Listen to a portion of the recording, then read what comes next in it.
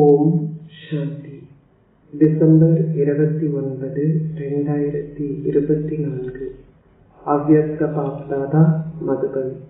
Murali original தேதி December 31, 2002. இந்த புது வருடத்தில் உங்களின் பொக்கிஷங்கள் அனைத்தையும் தகுதி வாய்ந்த முறையில் பயன்படுத்தி வெற்றி ரூபம் ஆகின்ற சிறப்பு இயல்பை காட்டுங்கள். இன்று புதிய உலகை படைப்பவரும் புதிய வாழ்க்கையை அருள்பவருமான பாப்தாதா புது வருடத்தை கொண்டாடுவதற்காக வந்துள்ளார். நீங்கள் அனைவரும் புது வருடத்தை கொண்டாட வந்துள்ளீர்களா அல்லது புது யுகத்தை கொண்டாட வந்துள்ளீர்களா? அனைவரும் புது வருடத்தை கொண்டாடுகிறார்கள். ஆனால் நீங்கள் அனைவரும் இவை மூன்றையும் கொண்டாடுகின்றீர்கள். புதிய வாழ்க்கை, புதிய யுகம், புது வருடம். பாப்தாதா திரிமூர்த்தி வாழ்த்துக்களை வழங்குகின்றார். மக்கள் புது வருடத்திற்காக ஒருவருக்கொருவர் வாழ்த்துக்களை தெரிவிக்கிறார்கள். அத்துடன் அவர்கள் ஒருவருக்கொருவர் பரிசுகளையும் வழங்குகிறார்கள். அவர்கள் பரிசுகளை வழங்குகின்றார்கள் தானே? எவ்வாறாயினும் பாப்தாதா உங்கள் அனைவருக்கும் என்ன பரிசை வழங்கியுள்ளார்? அவர் பொன்னுலகம் என்ற பரிசை உங்களுக்கு வழங்கியுள்ளார். நீங்கள் அனைவரும் பொன்னுலகம் என்ற பரிசை பெற்றுள்ளீர்கள் தானே? பொன்னுலகில் புதிய யுகத்திலேயே சகல பேறுகளும் இருக்கும். உங்களின் ராஜ்யம் உங்களுக்கு நினைவிருக்கிறதா? எந்த ஒரு பேரும் குறைவாக இருக்கும் என்ற பெயரோ சுவடோ இருக்காது. வேறு எவருமன்றி பாப்தாதாவால் மட்டுமே இத்தகைய பரிசை வழங்க முடியும். முழு உலகிலும் யாராவது உங்களுக்கு அனைத்திலும் மகத்தான பரிசை கொடுத்தாலும் அவர்களால் எதை உங்களுக்கு கொடுக்க முடியும்? அவர்களால் உங்களுக்கு மிகப்பெரிய கிரீடத்தை அல்லது சிம்மாசனத்தை கொடுக்க முடியும். ஸ்தாபனை இடம்பெற்ற பொழுது, அதாவது ஸ்தாபனையின் ஆரம்பத்தில் இருந்த அனைவரும் முன்னால் அமர்ந்திருக்கிறார்கள். அப்பொழுதும் தந்தை பிரம்மா குழந்தைகளிடம் கேட்பதுண்டு, இன்றுள்ள ராணி உங்களுக்கு கிரீடத்தையும் சிம்மாசனத்தையும் கொடுத்தால் நீங்கள் அங்கே செல்வீர்களா? உங்களுக்கு இது நினைவிருக்கிறதா? குழந்தைகள் பதிலளிப்பார்கள், நாம் தந்தையையே கண்டு அடைந்திருக்கும் பொழுது எந்த கிரீடத்தையும் சிம்மாசனத்தையும் வைத்து என்ன செய்ய போகின்றோம்? இதனுடன் ஒப்பிடும் பொழுது அது எம்மத்திரம். பொன்னுலகம் என்ற பரிசை விட மகத்தான பரிசு எதுவுமே இல்லை. குழந்தைகள் பலர் கேட்கிறார்கள், அங்கே என்ன பேறுகள் இருக்கும்? பாப்தாதா கூறுகின்றார், பேறுகளின் பட்டியல் நீண்டது. ஆனால் சுருக்கமாக அதை நீங்கள் என்னவென்று கூறுவீர்கள்? அங்கே எதிலும் குறைவில்லை. உங்களுக்கு வாழ்க்கையில் எது தேவையோ அதை நீங்கள் பெறுவீர்கள். ஆகவே நீங்கள் இத்தகைய பொன்னான பரிசுக்கான உரிமையுள்ள ஆத்மாக்கள். உங்களுக்கு உரிமை உள்ளதல்லவா? நீங்கள் உரிமையுள்ள இரட்டை வெளிநாட்டவர்களா? அதாவது அவர்கள் தமது கைகளை அசைக்கிறார்கள். நீங்கள் அனைவரும் அரசர்கள் ஆகுவீர்களா? அவ்வாறாயின் சிம்மாசனங்கள் பல தயாரிக்கப்பட வேண்டும். பாப்தாதா கூறுகின்றார், அந்த சிம்மாசனம் ஒரு சிம்மாசனம். உங்களிடம் சகல பேறுகளும் உள்ளன. ஆனால் சங்கம யுகத்தின் சுயராஜ்ய அதிகாரம் அதைவிட குறைந்ததல்ல. நீங்கள் இப்பொழுதும் அரசர்கள், அப்படித்தானே? நீங்கள் பிரஜைகளா அல்லது ராஜ குடும்பத்தை சார்ந்தவர்களா? நீங்கள் யார்? ஒரே ஒரு தந்தை மட்டுமே தனது ஒவ்வொரு குழந்தையும் அரசர் ஆகப் போகின்றார் என பெருமையுடன் கூறுகின்றார். நீங்கள் அரசர்கள் தானே? நீங்கள் ராஜ யோகிகளா அல்லது பிரஜா யோகிகளா? அதாவது பிரஜைகள் ஆக போகும் யோகிகளா? இந்த நேரத்தில் அனைவரும் இதய சிம்மாசனத்தில் அமர்ந்திருக்கிறார்கள். நீங்கள் அனைவரும் சுய ராஜ்ய உரிமை உள்ளவர்கள், அரசர்கள் ஆக போகும் குழந்தைகள். இத்தகைய ஆன்மீக போதை உங்களுக்கு இருக்கிறதல்லவா? இந்த நேரத்தில் உங்களின் சுய ராஜ்ய அதிகாரத்தால் மட்டுமே நீங்கள் எதிர்கால ராஜ்யத்தை பெறுவீர்கள். இந்த சங்கம யுகம் மிக மிக மிக பெருமதி வாய்ந்தது, அத்துடன் மேன்மையானது. பாப் தாதாவும் குழந்தைகள் அனைவரும் சங்கம யுகத்தை அறிவார்கள். சங்கம யுகத்திற்கு நீங்கள் சந்தோஷமாக என்ன பெயர் வைத்துள்ளீர்கள்? களி போட்டும் யுகம். ஏன்? சங்கம யுகத்தின் குதூகலத்தை வேறெந்த யுகத்திலும் உங்களால் பெற முடியாது. அதற்கான காரணம் என்ன? கல்பம் முழுவதிலும் இப்பொழுது மட்டுமே நீங்கள் இறைவனை சந்திக்கும் களிப்பை பெறுகின்றீர்கள். சங்கம யுகத்தில் ஒவ்வொரு நாளும் எத்தகைய நாள்? மகிழ்ச்சி மகிழ்ச்சி மட்டுமே உள்ள நாள். மகிழ்ச்சி மட்டுமே உள்ளது, அப்படித்தானே? மகிழ்ச்சி உள்ளது. நீங்கள் குழப்பத்திற்கு உள்ளாகுவதில்லையே. ஒவ்வொரு நாளும் ஒரு திருவிழா. ஏனென்றால் உங்களிடம் உற்சாகம் உள்ளது. உங்களின் சகோதர சகோதரிகள் அனைவரையும் தந்தையான இறைவனுக்கு சொந்தமாக்குகின்ற ஊக்கமும் உற்சாகமும் உங்களிடம் உள்ளன. சேவை செய்வதற்கான ஊக்கமும் உற்சாகமும் உங்களிடம் உள்ளதல்லவா? நாம் இதை செய்வோம், நாம் இதை செய்வோம், நாம் இதை செய்வோம். நீங்கள் இத்தகைய திட்டங்களை செய்கின்றீர்கள் தானே? இது ஏனென்றால் உங்களிடம் மேன்மையான பேறு உள்ள பொழுது உங்களால் அதை பற்றி மற்றவர்களிடம் சொல்லாமல் இருக்க முடியாது என்பதாலேயே ஆகும். நீங்கள் இந்த சங்கமயுகத்தின் பேறுகளை பொன்முகத்திலும் பொன்னுலகத்திலும் கொண்டிருப்பீர்கள். இந்த நேரத்தில் நீங்கள் செய்யும் முயற்சிகளின் பெரு பேறு எதிர்கால பொன்னுலகம் ஆகும். எனவே நீங்கள் சங்கமயுகத்தை விரும்புகின்றீர்களா அல்லது சத்தியுகத்தை விரும்புகின்றீர்களா? இரண்டில் எதை நீங்கள் விரும்புகின்றீர்கள்? சங்கமயுகம் நல்லதுதானே? என்னதென்றால் மாயை இடையில் வந்து விடுகின்றாள். நீங்கள் சில நேரங்களில் சிறிது குழப்பத்திற்கு உள்ளாகின்றீர்கள். சில குழந்தைகள் இலகு யோகத்தை கடினமான யோகமாக ஆக்கிவிடுகிறார்கள். இது கடினம் அல்ல, ஆனால் நீங்கள் அதை சிரமமானதாக ஆக்கிவிடுகின்றீர்கள். உண்மையில் அது மிகவும் இலகுவானது. உங்களுக்கு அது சிரமமாக உள்ளதா? அதை சிரமம் என்று நினைப்பவர்கள் உங்களின் கைகளை உயர்த்துங்கள். எப்பொழுதும் இல்லை, ஆனால் அது சில நேரங்களில் சிரமமாக உள்ளதா அல்லது அது இலகுவாக உள்ளதா? கஷ்டப்படுகின்ற யோகிகள், அதாவது அதை சிரமம் என உணர்கின்ற யோகிகள், உங்களின் கைகளை உயர்த்துங்கள். தாய்மார்களே, நீங்கள் சிரமப்படுகின்ற யோகிகளா அல்லது இலகு யோகிகளா? யாராவது சிரமப்படுகின்ற யோகி இருக்கின்றாரா? உங்களில் எவரும் கைகளை உயர்த்துகின்றீர்கள் இல்லை. இந்த ஒன்று கூடலில் எப்படி நீங்கள் அதை செய்வீர்கள்? குழந்தைகளான நீங்கள் அனைவரும் எனது பாபா என பெருமையாகவும் போதையுடனும் கூறுகின்றீர்கள். எனது பாபா என நீங்கள் கூறுகின்றீர்களா? எனது பாபாவா அல்லது தாதிகளின் பாபாவா? எனது பாபா, அப்படித்தானே? நீங்கள் ஒவ்வொருவரும் முதலில் எனது பாபா என கூற வேண்டும், அப்படித்தானே? சிந்திகள் அனைவரும் இங்கே அமர்ந்திருக்கிறார்கள். எனது பாபாவா அல்லது தாதி ஜானகியின் பாபாவா அல்லது தாதி பிரகாஷ்மணியின் பாபாவா? அவர் யார்? அவர் என்னுடையவரா? நாள் முழுவதும் நீங்கள் என்ன வார்த்தையை நினைவு செய்கின்றீர்கள்? எனது என்ற வார்த்தையை.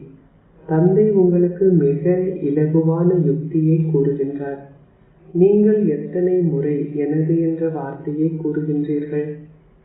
எத்தனை முறைகள் இந்த வார்த்தையை நீங்கள் நாள் முழுவதும் பயன்படுத்துகின்றீர்கள்? நீங்கள் கணக்கிடுவீர்களாக இருந்தால் எனது என்ற வார்த்தையை பல முறை நீங்கள் பயன்படுத்துகின்றீர்கள். எனது என்ற வார்த்தையை நீங்கள் கூறும்பொழுது எனது என்பவர் யார்? அல்லது எனது பாபாவே? அது சிரமமா? நீங்கள் சில நேரங்களில் அதை மறந்து விடுகின்றீர்களா? பாப்தாதா உங்களுக்கு ஒரு புதிய வார்த்தையை கொடுக்கவில்லை. நீங்கள் எப்பொழுதும் நான் மற்றும் எனது என்ற இந்த வார்த்தைகளை பயன்படுத்துகின்றீர்கள். எனவே நான் யார், என்னுடையவர் யார்? ஏன் சில குழந்தைகள் முயற்சியை சிரமமாக்குகிறார்கள்? புள்ளி, அதாவது பிந்து தமக்கு முன்னால் வர வேண்டும் என அவர்கள் நினைக்கிறார்கள். பிந்து பிந்து பிந்து, அந்த பிந்து நழுவி போகிறது. நீங்கள் ஒரு பிந்து, ஆனால் என்ன வகையான பிந்து? நீங்கள் யார் என்ற சுய மரியாதையின் விழிப்புணர்வில் வைத்திருங்கள். அப்போது முயற்சி மிகவும் சுவாரஸ்யமாக இருக்கும். ஜோதி பிந்துவை, ஒளி புள்ளியை மட்டும் நீங்கள் பேசும் பொழுது அது சிரமமாகிறது. அதை இலகு முயற்சியாக, களிப்பூட்டும் முயற்சியாக ஆக்குங்கள். இந்த புது வருடத்தில் உங்களின் முயற்சிகள் மேன்மையானவையாக இருக்க வேண்டும்.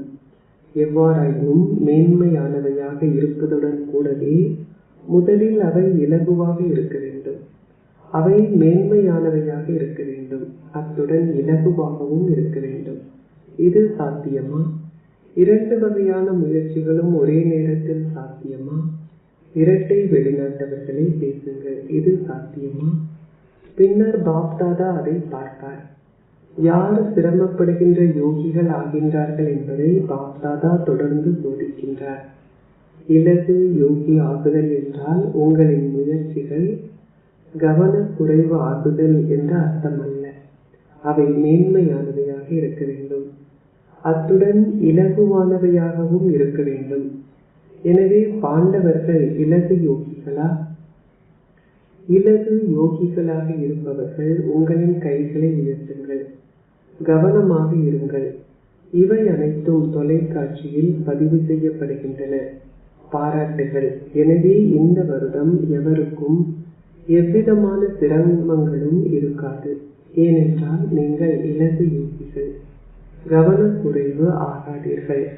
காலத்திற்கு ஏற்ப இந்த புது வருடத்தில் உங்களிடம் என்ன பொக்கிஷங்கள் இருக்கின்றனவோ, அதாவது காலம், எண்ணங்கள், நற்குணங்கள், ஞானம், சக்திகள், மிகப்பெரிய பொக்கிஷம் எண்ணங்களின் பொக்கிஷம். மேன்மையான எண்ணங்களும் தூய எண்ணங்களும். நீங்கள் இந்த பொக்கிஷங்கள் அனைத்தையும் ஒவ்வொரு நாளும் தகுதி வாய்ந்த முறையில் பயன்படுத்த வேண்டும். அதாவது நீங்கள் வெற்றி பெற வேண்டும். அவற்றை அதிக அளவில் பகிர்ந்தளியுங்கள். அருள்பவரின் குழந்தைகளான மாஸ்டர் அருள்பவர்கள் ஆகுங்கள். அதிக அளவில் அவற்றை பகிர்ந்தளியுங்கள். ஏன்? அவற்றை தகுதி வாய்ந்த முறையில் பயன்படுத்துவது என்றால் வெற்றி பெறுதல் என்ற அர்த்தம். ஆகவே புது வருடத்தின் இந்த சிறப்பு இயல்பை சதா அனைத்து நேரத்திலும் உங்களுடன் வைத்திருங்கள். நீங்கள் அனைத்தையும் தகுதி வாய்ந்த முறையில் பயன்படுத்த வேண்டும். அப்பொழுது வெற்றிக்கு உத்தரவாதம் உள்ளது. வெற்றி உங்களின் பிறப்பு உரிமை என நீங்கள் அனைவரும் கூறுகின்றீர்கள். உங்களுக்கு இந்த உரிமை உள்ளதா? எனவே அதை தகுதி வாய்ந்த முறையில் பயன்படுத்தி தொடர்ந்து வெற்றி பெறுங்கள்.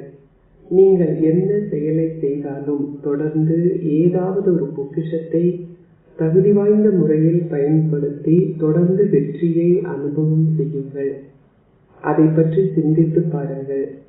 பிராமண ஆத்மாக்களான உங்களை தவிர வேறு எவருக்காவது வெற்றியின் உரிமை உள்ளதா? ஏன்? ஏனென்றால் தந்தை உங்கள் அனைவருக்கும் வெற்றி நிறைந்தவர் ஆகுவதற்கான ஆசீர்வாதத்தை வழங்கியுள்ளார். ஒவ்வொரு பிராமண குழந்தையும் ஒரு வெற்றி நட்சத்திரம், வெற்றி சுரூபம் என பாப்தாதா சதா கூறுகின்றார். நீங்கள் வெற்றி நட்சத்திரமா அல்லது முயற்சி நட்சத்திரமா? பாப்தாதா உங்கள் அனைவரையும் வெற்றி நட்சத்திரங்களாகவே பார்க்கின்றார். ஆரம்பத்தில் பிரம்மா பாபா அனைத்தையும் தகுதி வாய்ந்த முறையில் பயன்படுத்துவதற்காக எவ்வளவு நேரத்தை செலவிட்டார் என உங்களுக்கு நினைவிருக்கிறதா? அவர் இறுதி வரை தனது நேரத்தை தகுதி வாய்ந்த முறையிலேயே பயன்படுத்தினார். அவர் கர்மாதீத் ஆகியிருந்தாலும் அவ்வப்போது பல கடிதங்களை எழுதினார். அவர் தனது நேரத்தை தகுதி வாய்ந்த முறையில் பயன்படுத்தினார். தனது கடைசி நாளிலும் அவர் மேன்மையான வாசகங்களை பேசினார். கடைசி நாள் வரை அவர் அனைத்தையும் தகுதி வாய்ந்த முறையில் பயன்படுத்தினார். இதனாலேயே அவர் வெற்றி பெற்றார். ஆகவே தந்தையை பின்பற்றுங்கள். உண்மையில் ஒவ்வொரு எண்ணத்தையும் ஒவ்வொரு வினாடியையும் தகுதி வாய்ந்த முறையில் பயன்படுத்துவது என்றால் வெற்றி சுரூபம் ஆகுவதாகும். உங்களுக்கு தந்தை பிரம்மாவிடம் மிகுந்த அன்பு உள்ளது என நீங்கள் அனைவரும் நம்பிக்கையுடன் கூறுகின்றீர்கள். எனவே அன்பின் அடையாளம் தந்தை எதை நேசிக்கின்றார்களோ குழந்தைகளும் அதையே நேசிப்பார்கள். உங்களின் நேரம், எண்ணங்கள், பொக்கிஷம் அனைத்தும் தகுதி வாய்ந்த முறையில் பயன்படுத்தப்பட வேண்டும். அவை வீணாகி போகக்கூடாது. அன்பின் அடையாளம் என்னவென்றால் தந்தையை பின்பற்றுங்கள். தந்தை பிரம்மா என்ன சிறப்பியல்பை காட்டினார்? அவருக்கு என்ன எண்ணம் இருந்ததோ அதை அவர் ஒரு வினாடியில் பயிற்சி செய்தார்.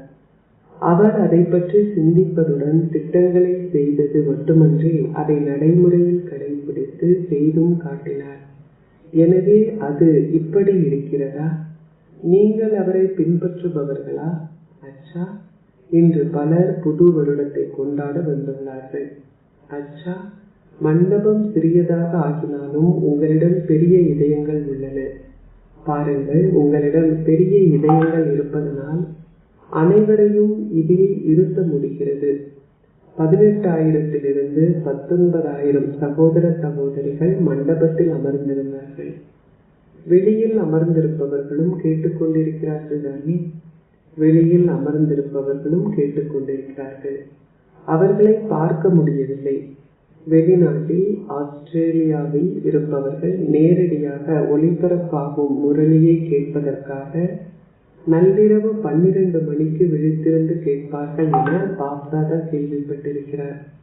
அவர்கள் நள்ளிரவில் முரளி கேட்க அமர்ந்த வேளை 4 மணியின் பின்னரே எழுந்திருப்பார்கள். எனவே பாப்தாதாவும் ஆஸ்திரேலியாவை சார்ந்தவர்களை இன்று நினைவு செய்கின்றார். அவர்கள் கேட்டுக்கொண்டிருக்கிறார்கள். இங்கே சாந்திவனில் ஆஸ்திரேலியாவை சார்ந்தவர்கள் இருந்தால் உங்களின் கைகளை உயர்த்துங்கள். அனைவருக்கும் முதலில் ஆஸ்திரேலியாவை சார்ந்தவர்களுக்கும் பின்னர் மற்றவர்களுக்கும் திரிமூர்த்தி வாழ்த்துக்கள். இந்த வருடத்தின் லட்சியம் என்னவென்று பாபா உங்களுக்கு கூறியுள்ளார். அனைத்தையும் தகுதி வாய்ந்த முறையில் பயன்படுத்துங்கள். வெற்றிக்கு உத்தரவாதம் உள்ளது. நீங்கள் அனைவரும் இதை உறுதியாக்கிக் கொண்டீர்களா? நீங்கள் அனைத்தையும் தகுதி வாய்ந்த முறையில் பயன்படுத்த வேண்டும். எதையும் வீணாக்க கூடாது. சங்கம யுகம் சக்தி வாய்ந்த யுகமாகும். இது வெற்றிக்கான யுகமாகும். இது எதையும் வீணாக்குவதற்கான யுகம் அல்ல. 63 பிரிவுகளாக வீணாக்கியது இப்பொழுது முடிவிற்கு வந்துள்ளது. இந்த சிறிய யுகம் இப்பொழுது அனைத்தையும் தகுதி வாய்ந்த முறையில் பயன்படுத்துவதற்கான யுகமாகும். நீங்கள் நேரத்தை தகுதி வாய்ந்த முறையில் பயன்படுத்தினால் அரை கல்பம் முழுவதற்கும் எதிர்கால ராஜ்யத்திற்கான உரிமையை நீங்கள் பெறுவீர்கள். நீங்கள் அதை சில நேரங்களில் மட்டும் தகுதி வாய்ந்த முறையில் பயன்படுத்தினால் சில நேரங்களில் மட்டுமே ராஜ்ய உரிமையையும் நீங்கள் பெற்றுக்கொள்வீர்கள். இது உங்களின் நேரத்தை தகுதி வாய்ந்த முறையில் பயன்படுத்துவதற்கான வெகுமதியாகும். உங்களின் மூச்சை தகுதி வாய்ந்த முறையில் பயன்படுத்தினால் 21 பிறவிகளுக்கு நீங்கள் ஆரோக்கியமாக இருப்பீர்கள். தொடர்ந்து முன்னேறும் பொழுது உங்களுக்கு இதய வழுவல் ஏற்படாது. சில மக்களின் இதயங்கள் அடிப்படை நிறுத்தி விடுகின்றன. சிலருக்கு இரத்த குழாய்களில் அடைப்பு ஏற்படுகிறது. அங்கே அவற்றில் எதுவும் நடைபெறாது. இந்த ஞானத்தின் பொக்கிஷங்களை தகுதி வாய்ந்த முறையில் பயன்படுத்துங்கள். ஞானம் என்றால் புத்துணர்வு என்று அர்த்தம். அங்கே நீங்கள் மிகவும் விவேகியாகி விடுவதால் ஓர் அமைச்சரின் தேவை இருக்காது. தற்காலத்தில் அவர்கள் சத்திய பிரமாணம் எடுக்கும் பொழுது முதலில் அமைச்சரவை ஒன்றை உருவாக்குகிறார்கள். அங்கே உங்களுக்கு சகப்பாடிகளே இருப்பார்கள், அமைச்சர்கள் அல்ல. சபையில் அமர்ந்திருக்கும் அரச குடும்பத்தின் சகல உறுப்பினர்களுக்கும் கிரீடம் சூட்டப்படும். அரச குடும்பமும் எதிலும் குறைந்தவர்கள் அல்ல. அவர்கள் சிம்மாசனத்தில் அமராது விட்டாலும் சமமான அந்தஸ்தை அவர்கள் கொண்டிருப்பார்கள். ஆகவே வெகு சிலரே சிம்மாசனத்தில் அமர்ந்திருப்பார்கள் என்று நினைக்காதீர்கள். ஏனென்றால் ராஜ்ய உரிமையுள்ள நீங்கள் அனைவரும் அரச சபையில் வீற்றிருப்பீர்கள். உங்கள் ஒவ்வொருவரின் தலையிலும் ஒரு கிரீடம் இருக்கும். அத்துடன் உங்களுக்கு முழு உரிமைகளும் இருக்கும். எனவே நீங்கள் என்னவாகுவீர்கள்? முதலாம் இலக்கத்தவரா அல்லது வரிசை கிரமமா? நீங்கள் என்னவாகுவீர்கள்? முதலாம் இலக்கத்தவரா அல்லது வரிசை கிரமமா? அப்படி என்றால் நீங்கள் என்ன செய்ய வேண்டும் என உங்களுக்கு தெரியுமா? நீங்கள் தைரியத்தை காட்டியிருப்பது மிகவும் நல்லதே. எவ்வாறாயினும் முதலாம் இலக்கத்தவர் ஆகுவதற்கு நீங்கள் அனைத்திற்கும் முதலில் வெற்றி அடைய வேண்டும். நீங்கள் அதை செய்கின்றீர்கள் தானே? நீங்கள் அதை செய்வீர்கள் என கூறாதீர்கள், ஆனால் நீங்கள் அதை செய்கின்றீர்கள் என கூறுங்கள். மற்றவர்களும் கேட்டுக்கொண்டிருக்கிறார்கள். சிந்தியில் இருந்து பிரம்மா பாபாவின் நண்பர்கள் பலர் வந்துள்ளார்கள் என பாபா கேள்விப்பட்டார். உங்களின் கைகளை உயர்த்துங்கள். ஹிந்தி அல்ல, சிந்தி குழந்தைகள், எழுந்து நில்லுங்கள். சிந்தி குடும்பங்களின் குழந்தைகள் வந்திருந்தார்கள். முழு குடும்பங்களும் வந்துள்ளார்கள். அச்சா, நீங்கள் அற்புதங்களை செய்து காட்டுவீர்கள் தானே? நீங்கள் என்ன அற்புதங்களை செய்வீர்கள்? நாம் பாபாவின் செய்தியை கொடுப்போம் என்று கூறினார்கள். நீங்கள் அதை எப்படியும் செய்கின்றீர்கள். அச்சா, 38 பேர் வந்துள்ளனர். எனவே நீங்கள் என்ன அற்புதங்களை செய்வீர்கள்? அதிக அளவில் செய்யுங்கள் என பாபா உங்களுக்கு கூறவில்லை. மிக சிறிதளவில் எதையாவது செய்யும்படி மட்டுமே பாபா உங்களுக்கு கூறுகின்றார். நீங்கள் அதை செய்வதற்கு தயாரா? குழந்தைகளான நீங்களும் இந்த அற்புதத்தை செய்வீர்களா? நாங்கள் 3.8 மில்லியன் பேரை உருவாக்குவோம் என்று கூறினார்கள்.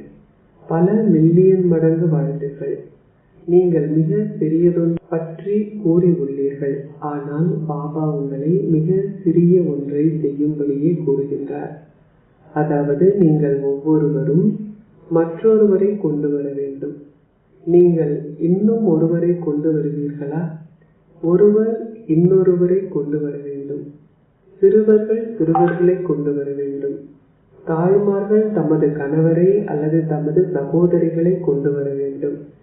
எப்படியும் ஒருவர் மற்றொருவரை அழைத்து வர வேண்டும். இந்த குழுவை பாருங்கள். நீங்கள் அவர்களுக்கு வழிகாட்டுங்கள். அடுத்த வருடம் நீங்கள் அவர்களை அழைத்து வர வேண்டும். இரட்டை மடங்கான குழு ஒன்றுடன் வாருங்கள். ஆரம்பம் ஆகிய இடத்தில் வெளிப்படுத்துதல் இடம்பெற வேண்டும் என்று பாப்தாதா விரும்புகின்றார். நீங்கள் கருணை கொள்கின்றீர்கள் தானே? நீங்கள் தந்தை பிரம்மாவின் இடத்து வாசிகள். எனவே அதே நாட்டை சார்ந்தவர்களின் மீது உங்களுக்கு உரியவர்கள் என்ற அன்பு இருக்கும். உங்களிடம் பல பொக்கிஷங்கள் உள்ளன. நற்குணங்களின் பொக்கிஷம் மிக பெரியது. சகல சக்திகளின் பொக்கிஷம் மிக பெரியது. ஆகவே நற்குணங்களையும் சக்திகளையும் தானம் செய்யும் மாஸ்டர் அருள்பவராகுங்கள். உங்களுடன் தொடர்பில் வருகின்ற அல்லது ஓர் உறவு முறையை ஏற்படுத்துகின்ற அனைவருக்கும் நீங்கள் நிச்சயமாக ஏதாவது ஒரு நற்குணத்தை அல்லது சக்தியை பரிசாக கொடுக்க வேண்டும். எவருமே வெறும் கையுடன் செல்லக்கூடாது. வேறு எதுவும் இல்லாது விட்டாலும் அவர்களுக்கு தந்தையின் இனிய வார்த்தைகள் என்ற பரிசை கொடுங்கள். உலகில் உள்ள மக்கள் ஒரு பண்டிகையை கொண்டாடும் பொழுது அவர்கள் நிச்சயமாக மற்றவர்களின் வாய்களை இனிப்பானது ஆக்குகிறார்கள். பாப்தாதா கூறுகின்றார், நீங்கள் அவர்களின் வாய்களை இனிப்பாக்கி உள்ளீர்கள். ஆனால் நீங்கள் உங்களின் இனிய முகங்களையும் காட்ட வேண்டும். அது உங்களின் இனிய வாய்களாக மட்டுமல்லாது உங்களின் முகங்களும் இனிப்பானது ஆக வேண்டும். நீங்கள் இந்த அளவு இனிமையை சேகரித்துள்ளீர்கள் தானே? எந்த அளவிற்கு நீங்கள் பகிர்ந்தளித்தாலும் நீங்கள் அப்பொழுதும் நிரம்பி இருக்கின்றீர்கள் தானே? உண்மையில் எந்த அளவிற்கு அதிகமாக நீங்கள் இந்த பொக்கிஷத்தை பகிர்ந்தளிக்கின்றீர்களோ அந்த அளவிற்கு அது அதிகரிக்கும். அது ஒருபொழுதும் குறைவடையாது. எனவே இந்த வருடம் உங்களுக்கு முன்னால் வருகின்ற ஆத்மாக்களுக்கு எதையாவது கொடுத்தீர்களா என்பதை குறித்து கொள்ளுங்கள். அவர்கள் அதை கேட்காது விட்டால் அவர்களுக்கு இனிமையான சக்தி வாய்ந்த திருஷ்டியை கொடுங்கள். எவ்வாறாயினும் நீங்கள் நிச்சயமாக அவர்களுக்கு எதையாவது கொடுக்க வேண்டும். எவரும் வெறும் கையுடன் திரும்பி செல்லக்கூடாது. இது இலகுவானது தானே? அல்லது அது சிரமமா? அச்சா, மனதின் ஒரு வினாடிக்குரிய அபியாசம் உங்களுக்கு நினைவிருக்கிறதா? நாள் முழுவதும் நீங்கள் ஒவ்வொருவரும் எத்தனை முறை இந்த அபியாசத்தை செய்கின்றீர்கள்? இதை குறித்துக் கொள்ளுங்கள். எந்த அளவிற்கு அதிகமாக நீங்கள் இந்த அபியாசத்தை செய்கின்றீர்களோ அந்த அளவிற்கு அதிகமாக நீங்கள் ஓர் இலகு யோகியாகவும் இயல்பான யோகியாகவும் ஆகுவீர்கள். ஒரு புறம் உங்களின் மனங்களால் சேவை செய்யுங்கள், மறுபுறம் உங்களின் மனங்களுக்கு அபியாசத்தை கொடுங்கள். ஒரு கணம் அசரீரியாகுங்கள், அடுத்த கணம் தேவதையாகுங்கள். தேவதைகளான உங்களை தந்தை பிரம்மா வரும்படி அழைக்கின்றார். தேவதைகள் ஆகிய பின்னர் நீங்கள் அசரீரி வடிவில் தந்தை பிரம்மாவுடன் உங்களின் வீட்டிற்கு திரும்பி செல்ல வேண்டும். அதன் பின்னர் நீங்கள் தேவ தேவியர் ஆக வேண்டும். அச்சா, பாப்தாதா சகல திசைகளில் இருந்தும் வாழ்த்து மடல்கள் மற்றும் கடிதங்களின் மூலம் அதிக அளவு அன்பையும் நினைவுகளையும் பெற்றுள்ளார். ஒவ்வொரு குழந்தையும் தனது அன்பும் நினைவும் பாபாவிற்கு கொடுக்கப்பட வேண்டும் என்று உணர்வதை பாப்தாதா அறிவார். ஆனால் பாபா ஏற்கனவே அதை பெற்றுவிட்டார். மிகவும் விசேஷமான அதே அன்பிற்குரிய குழந்தைகள் தமது அன்பையும் நினைவுகளையும் கொடுப்பதற்காக பாப்தாதாவின் முன்னால் இருக்கிறார்கள். இதனாலேயே பாப்தாதா கூறுகின்றார், ஒவ்வொரு குழந்தையும் தனிப்பட்ட முறையில் அவரின் பெயரால் பாப்தாதாவின் இதயபூர்வமான வாழ்த்துக்களையும் ஆசீர்வாதங்களையும் ஏற்றுக்கொள்ள வேண்டும். உங்கள் அனைவருக்கும் மிக மிக பற்பல மில்லியன் மடங்கு இதயபூர்வமான வாழ்த்துகளும் ஆசீர்வாதங்களும் உரித்தாகட்டும். அன்பும் நினைவும் நமஸ்தேயும். 2002 டிசம்பர் 31 நள்ளிரவில் புது வருடத்தின் மங்களகரமான ஆரம்பத்தின் போது பாப்தாதா குழந்தைகள் அனைவருக்கும் புது வருடத்திற்கான வாழ்த்துக்களை வழங்கினார். எங்கும் உள்ள மிக இனிமையான மிகவும் அன்பான குழந்தைகள் அனைவருக்கும் புது வருடத்திற்காக பல மில்லியன் மடங்கு வாழ்த்துகளும் பாராட்டுகளும் உரித்தாகட்டும். இப்பொழுது கடந்து சென்ற இந்த கணம் விடை பெறுவதற்கும் பாராட்டுகளையும் வாழ்த்துக்களையும் கொடுப்பதற்கான கணமாகும். ஒரு புறம் நீங்கள் விடைபெற வேண்டும். நீங்கள் சம்பூர்ணமாகுவதற்கு எது உங்களுக்குள் தேவை இல்லை என நீங்கள் கருதுவதற்கு விடை கொடுங்கள். அதற்கு அனைத்து நேரத்திற்குமாக விடை கொடுங்கள். முன்னால் பறப்பதற்கு வாழ்த்துக்கள், வாழ்த்துக்கள், வாழ்த்துக்கள், வாழ்த்துக்கள். அச்சா, ஆசீர்வாதம். நீங்கள் முதலாம் இலக்க விசேஷ ஆத்மாவாக ஆகும் ஸ்திதியில் இருக்கும் உங்களின் அனுபவத்தில் உங்களை ஸ்திரப்படுத்திக் கொள்வீர்களாக. பிராமண ஆத்மாக்கள் அனைவருக்கும் தாம் விசேஷமான முதலாம் இலக்க ஆத்மாக்கள் ஆக வேண்டும் என்ற எண்ணம் அவர்களுக்குள்ளே இருக்கிறது. எவ்வாறாயினும் அந்த எண்ணத்திற்கும் அதன் நிஜத்திற்கும் இடையில் உள்ள வேறுபாட்டை முடிப்பதற்கு நீங்கள் அந்த விழிப்புணர்வை அனுபவம் செய்ய வேண்டும். நீங்கள் கேட்டவற்றையும் அறிந்தவற்றையும் நீங்கள் நினைப்பதைப் போல் அந்த ஸ்திதியின் அனுபவத்தை உங்களுக்குள் ஏற்படுத்துங்கள். இதற்கு உங்களினதும் காலத்தினதும் முக்கியத்துவத்தை அறிந்து ஏதாவது ஒரு அனுபவத்தின் ஆசனத்தில் உங்களின் மனதையும் புத்தியையும் நிலைநிறுத்துங்கள். அப்பொழுது நீங்கள் முதலாம் இலக்க விசேஷமான ஆத்மா ஆகுவீர்கள். ஸ்லோகம்: பிழையான விஷயங்களுக்காக போட்டி போடுவதை விட்டுவிடுங்கள். எது நல்லதோ அதற்கான ஓட்டப்பந்தயத்தில் ஓடுங்கள். ஓம் சாந்தி.